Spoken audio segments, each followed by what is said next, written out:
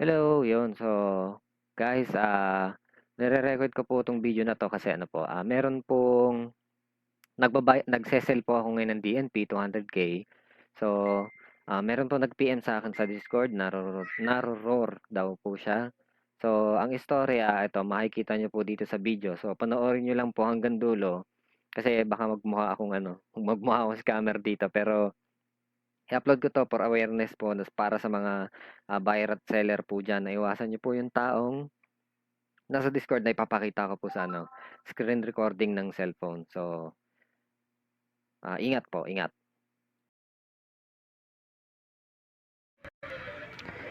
Yan, so nag-chat tong Nararoar. Yan, Nararoar. Still up, yes, since, if interested, PM me in game. So, ito siya. Yung nag-PM sa akin, si Oh My Meow Meow. So, hindi ko alam kung siya ay nadawit lang o na-scam talaga. Kasi parang ang lalabas ako magmumukhang masama pero unahan ko na.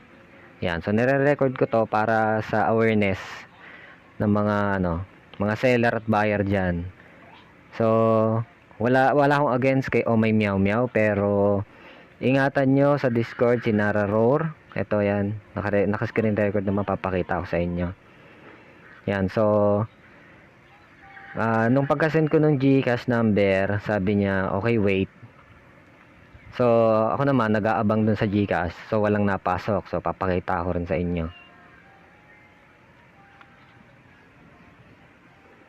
Baka sabihin mapasama tayo eh. Baka mapasama tayo natin. Yan, so ito po, recorded to. Nire-record ko na to. Kasi nakaramdam na ako ng strange nung lumabas yung chatbot na si Clyde daw.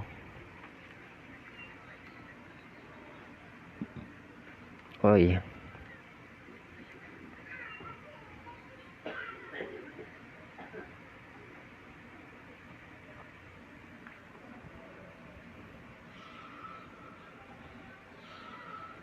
Yan, so hindi ko kiniklik yung sinesend ni Clyde na link.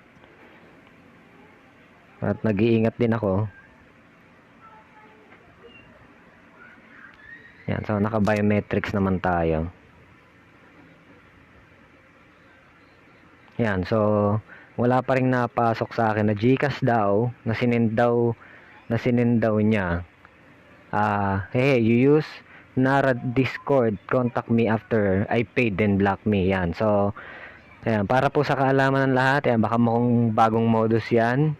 Hindi ko alam kung damay lang si Oh My Meow Meow, pero ingat kayo sa gantong modus.